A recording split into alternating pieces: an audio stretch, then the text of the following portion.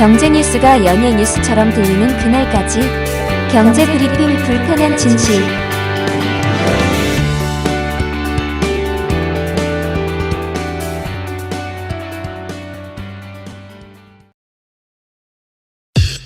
EPD의 픽.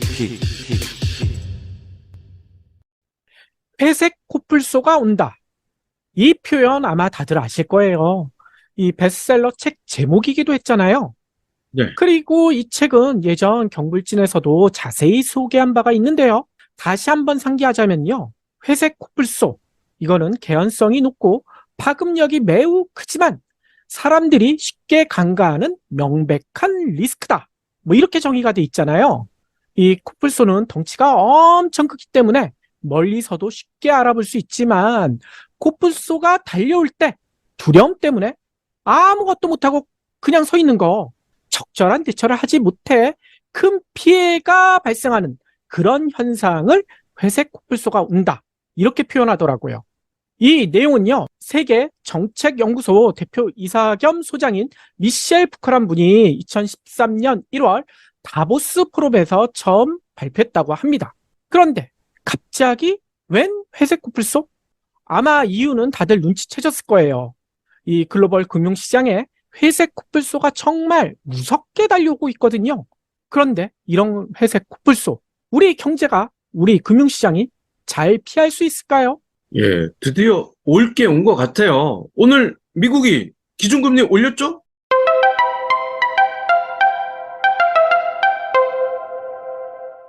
그러니까요. 다들 보셨겠지만 오늘 새벽에 발표를 했는데 지난 6월에는 한 차례 동결, 숨을 골랐었잖아요. 그런데 이번에는 시장의 예상대로 다시 0.25%포인트 인상. 이제는 미국의 기준금리가요. 5.25에서 5.5. 와, 엄청 높아졌어요. 2001년 이후 22년 만에 가장 높은 수치까지 치솟았다는 겁니다. 그런데 앞서 얘기처럼요, 이번 인상은 어느 정도 예상이 된 바가 있거든요. 시장의 가장 큰 관심은 이번이 마지막이냐, 여기에 달려 있었거든요. 왜냐하면 앞서 연준은요, 올해 두 차례, 그러니까 이번 것까지 포함해서 한 번 더 금리 인상 가능성을 내비쳤지만 시장에서는 아니야, 이번이 마지막이야. 올해 마지막 인상이 이번 7월 인상이야 라고 얘기를 해왔거든요. 전망도 계속 쏟아냈어요. 물론 시장에서 이렇게 전망한 이유는 있습니다. 6월 미국의 소비자 물가지수, 이 CPI가요. 전년 동월 대비 3%밖에 안 올랐어요. 특히나 이 3%는요. 시장 전망치인 3.1%보다도 낮은 수치였다고 합니다. 특히나 지난해 같은 달과 비교해보면 어마무시하게 떨어졌어요. 지난해 6월 소비자 CPI 상승률이 무려 9.1이었거든요. 근데 1년 만에 오름폭이 3분의 1토막, 엄청 떨어졌다는 거죠. 여기서 또 중요한 게 있어요. 요즘은 그냥 CPI보다 더 중요하게 보는 게 있잖아요. 근원 CPI죠. 그렇죠. 이 근원 CPI도 1년 전보다 4.8% 오르는데 그쳤다고 합니다. 4.8% 많은 거 아니야 라고 얘기하실 수 있는데요. 시장 전망치는 근원 CPI가 5%는 오를 것이다 라고 내다봤거든요. 근데 이 근원 CPI도 시장 전망치보다 낮았다는 거예요. 특히나 2021년 3월 이후 최소폭으로 CPI가 상승한 것과 거의 비슷하게 근원 CPI도 2021년 10월 이후 오름폭이 가장 적었다고 합니다. 따라서 시장에서는 이렇게 소비자 물가가 낮아졌는데 근원 CPI도 이렇게 떨어졌는데 금리 인상 이번으로 그쳐야 되지 않겠어요? 라는 기대를 크게 내뿜었다는 거죠. 그리고 이번에 기준금리 결정할 때 파월이 이에 관한 발언을 해주길 엄청나게 기대했거든요. 이번이 네. 마지막이에요. 파월이 기대에 부응을 했습니까? 그게 아니라서 지금 시장이 뒤집어질 위기라고 합니다. 왜냐? 베이비 스텝을 발표한 후 파월 연준 의장의 발언은 시장의 기대를 산산이 부셔놓은 것 같아요. 왜냐하면 파월 의장은 기자회견에서 이렇게 얘기했거든요. 데이터가 뒷받침된다면 기준금리를 9월에 올리는 것도 틀림없이 가능한 일이다. 9월에 또 올릴 수 있다는 거 아니에요. 예. 예, 미국은 8월에는 건너뛰잖아요. 그러니까 그 다음 9월에 또 올릴 수 있다는 겁니다. 마지막이 요번이 아니라는 거예요. 올해 2번 올릴 수 있다는 기존 발언에 오히려 힘을 보탠 것이고요. 자칫 2번이 아니라 3번, 4번도 될 수 있지 않을까? 이런 두려움에 시장을 빠뜨려 놨다는 거예요. 물론 언론들은 여기에 주목해요. 그 다음 이야기에 뭐냐, 파월 의장이 이런 얘기까지 했거든요. 데이터가 그렇게 할 것을 요구한다면 9월 회의에서 기준금리를 유지 선택하는 것도 또한 가능할 것이다. 뭐 동결할 수도 있다.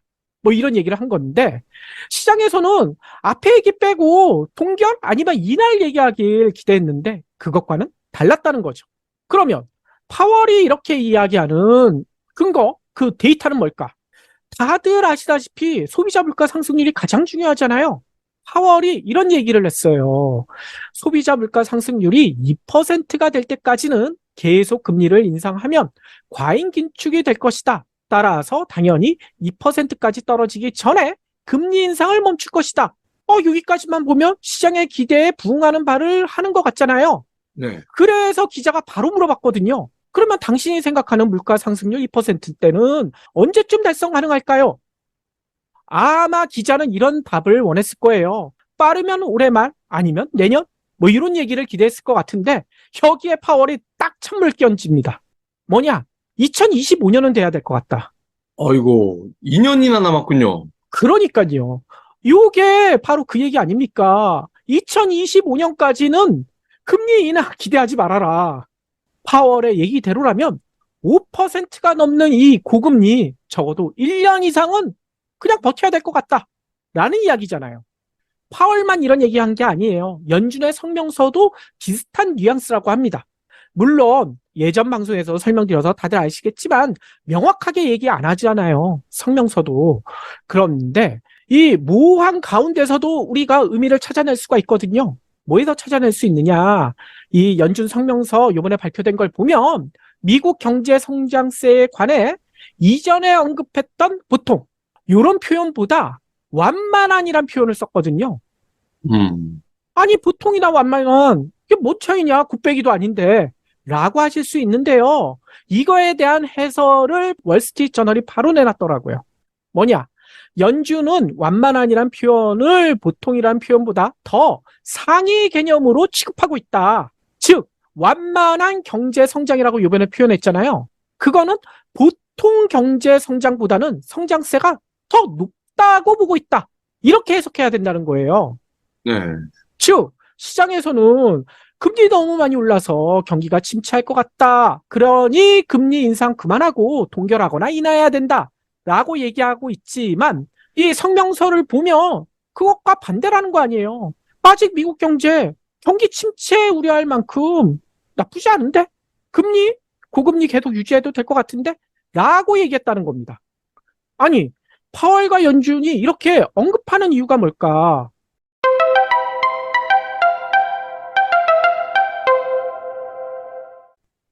앞서 떨어지고 있다는 소비자 물가 상승률이 다시 반등할 수도 있다라는 우려가 쏟아지고 있거든요. 뭐냐면 일단 미국의 노동시장 이게 매달 조금씩 바뀌어요. 과열이 식어가고 있다라는 이야기가 얼마 전부터 계속 쏟아졌거든요. 그런데 최근에 나온 거 보니까요. 아니네. 다시 과열되고 있는데 이런 분위기라는 겁니다. 뭐냐면요. 지난 20일 발표된 미국의 신규 실업수당 청구 건수 22만 8천 건에 그쳤거든요. 이 실업수당 청구한 숫자가 이것밖에 안 됐다는 겁니다. 이게 전주보다 오히려 9천 건이 감소한 거예요. 특히 시장 전망치는요. 요즘 미국이 빅테크 기업들 위주로 대량 해고를 하고 있잖아요. 그래서 대량 해고하면 당연히 실업수당 청구를 많이 하겠죠. 따라서 시장 전문가들은 이번 실업수당 청구 건수가 최소 3천 건 이상 증가할 것이다 라고 내다봤는데 오히려 9천 건이 줄었어요. 이게 뭔 얘기일까요? 미국의 고용시장이 그만큼 뜨겁다는 겁니다. 예. 완전 고용이거나 그 이상이라는 뜻이잖아요. 그러니까요. 미국은 완전 고용은 벌써 뛰어넘었어요. 몇몇 빅테크 기업들이 대량 해고를 하고 있지만 해고되는 사람들이 족족 일자리를 찾으려면 일자리를 금방 찾아요. 왜냐하면 서비스업이 지금 엄청난 화랑세거든요. 그리고 많은 전문가들이 이 얘기까지는 안 하고 있는데 지금 우크라이나 전쟁 이후 미국 군수산업 장난이 아닙니다. 사람을 못 구하고 있을 정도로 화랑이에요. 이런 업종 중심으로 일자리가 크게 늘어나고 있어서 빅테크 기업에서 나온 사람들이 오히려 연봉을 올려가면서 일자리를 옮겨가고 있다는 거예요. 네. 따라서 임금 상승률도 떨어진다라는 얘기가 나오기가 무색하게 다시 올라가고 있다는 겁니다. 임금 상승률이 이렇게 떨어지지 않으니까 물가를 계속 자극하고 있다는 거죠. 게다가 최근에 곡물가, 국제 유가 다시 오르고 있잖아요. 그러니까요. 제가 화요일자 방송에서도 요 이야기를 드렸었는데 일단 국제 유가부터 살펴보면요. 국제 유가가요. 최근 방향을 다시 틀었어요. 왜냐면요. 중국이 지금 경기 침체라고 하긴 하지만 소비 회복 기대감이 또 커지고 있다고 합니다. 게다가 미국 경제 연착륙 전망이 높아지고 있고요. 거기에다가 미국 원유 재고는 감소하고 있고요. 근데 가장 큰 건 이건 것 같아요. 이 외교, 국제 정세. 뭐냐면 사우디가 미국의 기대와는 달리 감산을 하고 있잖아요. 그래서 국제유가가 요즘 계속 상승세인데 국제유가를 살펴봤더니만 6월만 해도 서부 텍사스유 가격이요 60달러대까지 떨어졌었거든요. 근데 27일 현재 텍사스유 가격 79.63달러까지 치솟았습니다. 한 달여 만에 19%나 급등을 해버렸어요. 예. 게다가 러시아의 흑해 곡물 협정 중단 이 이야기 화요일 날 드렸잖아요. 국제 곡물가가 급등할 조짐인데 벌써 이런 전망까지 나오고 있다는 거예요. 올해 최대 15%까지 상승할 것이다. 이러니 파월이 데이터를 보고 얘기해야 한다라는 이유를 알 수가 있잖아요. 네. 이 데이터 바뀌면 9월에 또 올릴 수밖에 없다라고 나올 수밖에 없다는 거죠. 따라서 앞으로의 금리 전망은 좀 더 지켜봐야 될 것 같은데 지난번에 이런 제목으로 방송을 했었잖아요. 쿠키시 스킵일까? 유턴일까? 여기에서 얘기했듯이 다음 달 24일에서 26일 와이오밍주 잭슨홀에서 열리는 잭슨홀 미팅 있잖아요. 이거를 우리가 유심히 살펴봐야 될 것 같아요. 왜냐하면 비둘기 파였는 줄 알았던 파월이 매파적 성향을 확연하게 드러냈던 장소가 바로 지난해 잭슨홀 미팅이잖아요. 그때도 얘기 드렸지만 8분 50초라는 다소 짧은 연설 도중에 파월은 인플레이션이라는 단어를 그때 몇 차례 했는지 혹시 기억나시나요? 40번 넘게 했었죠. 그렇죠. 무려 45차례. 그래서 이런 얘기까지 나왔어요. 세계 기록 아니냐 이런 우스갯소리까지 나왔습니다. 따라서 이번 잭슨홀 미팅에 파월이 어떤 발언을 할지 어떤 모습으로 변신할지 어떤 기록을 세울지 관심을 가질 수밖에 없다는 거죠. 예. 미국도 미국이지만 사실 우리나라가 더 큰 문제 아닙니까?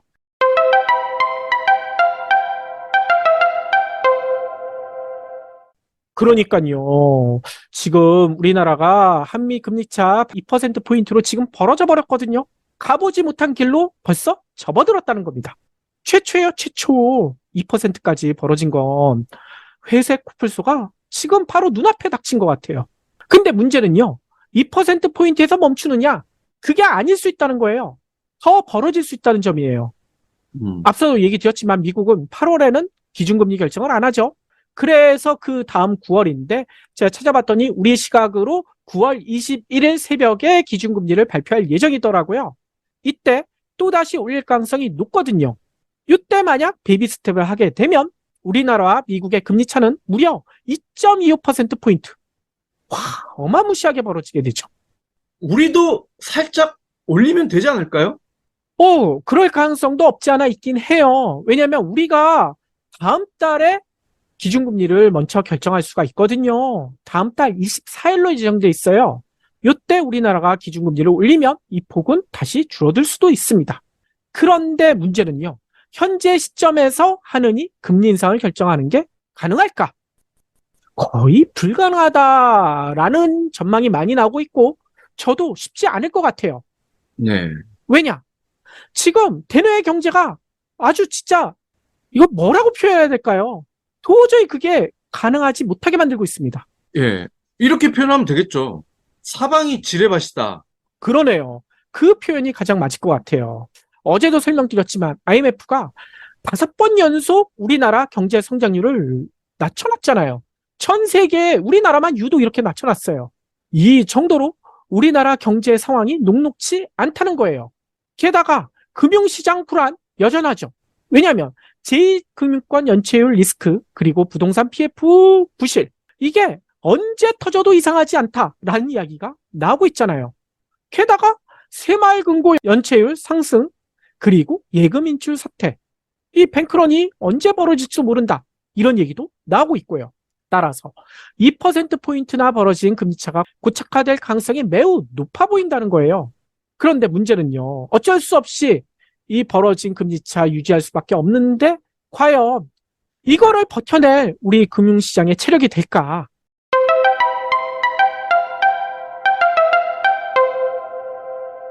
그런데 뭐 이렇게 얘기하시는 분이 간혹 계시긴 하더라고요. 과거 방송에서도 이 얘기 전해드린 바가 있는데 한미 금리차가 벌어졌다고 무조건 금융시장에 문제가 생기는 거 아니다. 외국인이 자금을 무조건 유출하는 게 아니다. 환율이 무조건 높아진 것도 아니다. 라는 이야기 드린 바가 있거든요. 왜냐, 외국인 투자 자금은 금리 수준뿐만 아니라 환율, 국가 신인도, 국가 브랜드, 뭐 여러 가지 요인에 의해 움직이거든요. 환율 변동성을 키우는 요인도 하나가 아니라 마찬가지로 여러 가지 다양한 요소가 복합적으로 작용하고요. 그런데 문제는요. 과거에 아무 문제가 없었다고 이번에도 없을까? 그게 아닐 수 있다는 겁니다. 네. 일단 앞서 얘기처럼 2%포인트나 한미 금리차가 벌어졌던 것은 이번이 처음이거든요. 기존엔 없었어요. 가보지 못한 길로 지금 접어들었다는 겁니다. 게다가 예전 방송에서도 한번 얘기 드린 바가 있어요. 대부분 미국과의 금리 역전에만 집중하고 있는데 저는 다른 데에서도 커다란 코뿔소가 달려오고 있는 모습이 보이거든요. 뭐냐면 다른 나라와 금리 차도 지금 점점 벌어지고 있습니다. 대표적으로요. 유럽의 기준금리 현재 4%거든요. 우리나라보다 이미 0.5%포인트가 높아요. 역전된 상태예요. 근데 유럽 중앙은행이 오늘 저녁 9시 15분경에 기준금리를 발표할 예정이거든요. 근데 미국이 베이비 스텝 했는데 유럽이 그냥 있을까요? 유럽도 베이비 스텝 할 가능성이 매우 높다고 합니다. 뭐 빅스텝 얘기도 살짝 흘러나오고 있어요. 유럽도 베이비 스텝을 이번에 하게 되면 우리와의 금리 차는 0.75%포인트로 벌어지게 된다는 거예요. 그러면 유럽만이냐? 호주의 기준금리 현재 4.1이거든요. 근데 호주는 다음 달 1일에 기준금리 결정을 할 예정입니다. 근데 다음 달 1일에 호주도 베이비 스텝을 한다면 우리와의 기준금리 차는 0.85%포인트까지 벌어진다는 거예요. 또 있어요. 영국. 영국도 블랙리스트 한 이후에 따로 금리를 결정하잖아요. 영국의 기준금리는 현재 5%. 근데 영국의 기준금리 다음 결정은 다음 달 3일, 8월 3일이거든요. 이때 영국도 베이비 스텝을 하게 되면 우리와의 기준금리 차는 1.75%포인트. 장난 아니죠. 우리나라보다 낮은데 도대체 어디입니까? 그러니까요. 제가 그래서 전 세계 주요국 기준금리를 다 살펴봤어요. 혹시 우리보다 낮은 국가가 있을까? 우리보다 낮은 국가는요. 딱 한 나라밖에 없습니다. 그 나라가 어딜까요? 아, 일본이군요. 맞습니다. 일본의 기준금리 마이너스 0.1이거든요. 일본 말고는 없어요. 우리와 그나마 비슷한 나라가 중국이에요. 중국이 3.55거든요. 근데 중국도 우리보다 0.05%포인트가 높아요. 과연 이렇게 우리나라 기준금리가 전 세계 주요국 대부분의 나라보다 낮은 상태 계속 유지할 수가 있을까요? 예. 물론, 외국인이 무조건 자금을 빼지 않을 수도 있습니다. 그런데, 우리 코로나 때도 겪어봤잖아요. 다 같이 마스크를 안 썼더라도 면역력이 좋은 사람과 그렇지 않은 사람, 큰 차이가 있었잖아요. 지금 우리가 딱 면역력이 좋지 않은 상황 아닙니까? 맞아요. 이런 상황에서 2%가 넘게 벌어진다. 정말 코뿔소한테 제대로 박치기 당할 수 있죠. 그러니까요. 이 박 PD가 얘기한 대로 지금 우리나라 면역력, 경제 면역력 거의 제로 상태입니다. 왜냐? 어제도 말씀드렸다시피 이 IMF 보고서 보니까요, 세계 경제 성장률 전망치를 기존보다 0.2%포인트를 끌어올렸어요. 그래서 전 세계가 올해 3% 성장할 것으로 전망했는데, 유독 우리나라만, 물론 독일도 있긴 하지만, 우리나라, 독일만 끌어내렸거든요. 근데 독일은 아니고, 우리나라만 5차례 연속 끌어내렸어요. 그래서 올해 1.4%밖에 성장 못할 것이다. 전 세계 경제 성장률보다 절반밖에 성장 못할 거래요. 왜 이렇게 IMF가 내다봤을까? 우리를 그동안 먹여 살려왔던 수출, 지금 9개월 연속 감소하고 있고 벌써 10개월 연속 감소가 확정 상태잖아요. 뿐만 아니라 내수 경제를 떠받치고 있는 소비 투자마저도 지금 줄어들고 있대요. 이런 상황에서도 정부는 아이고 상저하고예요. 이제 곧 좋아질 거예요. 이런 얘기만 하고 있지 않습니까? 그런데 이렇게 정부가 외치기 때문일까요?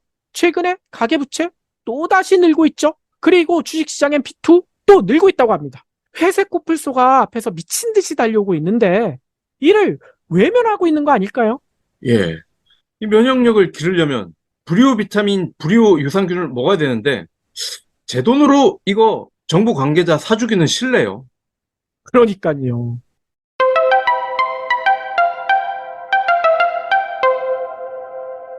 이 회색 코뿔소는요, 기존 경제 위험을 지칭했던 블랙스완, 이거 아시죠? 이 블랙스완과는 다르다고 해요. 왜냐? 블랙스완은요, 예측하기 힘든 경제 위험, 이거를 뜻하지만 회색 코뿔소는요, 정확히 표현하면 이거예요. 알고도 당하는 경제 위험. 충분히 대비하고 피할 수 있는데도 수수방관하다가 한통 맞는 거. 이거라는 겁니다. 우리 현재 경제 상태가 그렇다는 거예요. 수수방관하는 정부 탓에 많은 국민들이 회색 코뿔소 앞에 지금 놓여있다는 겁니다. 경기 추락, 환율, 주가, 부동산 급변, 앞으로 어쩔 수 없이 벌어질 것 같은데요. 지금이라도 안전벨트, 우리라도 단단히 매야 될 것 같아요. 예. 안전벨트 중에 하나가 경제브리핑 불편한 진실이란 거 알고 계시죠?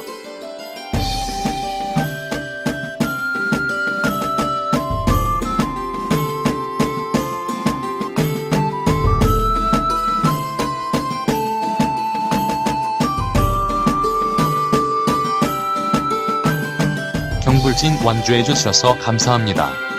하트 투척, 댓글 남기기, 링크 공유, 계좌 후원 등 경불진 2PD에게 힘을 보태주세요. 더 좋은 내용으로 보답하겠습니다.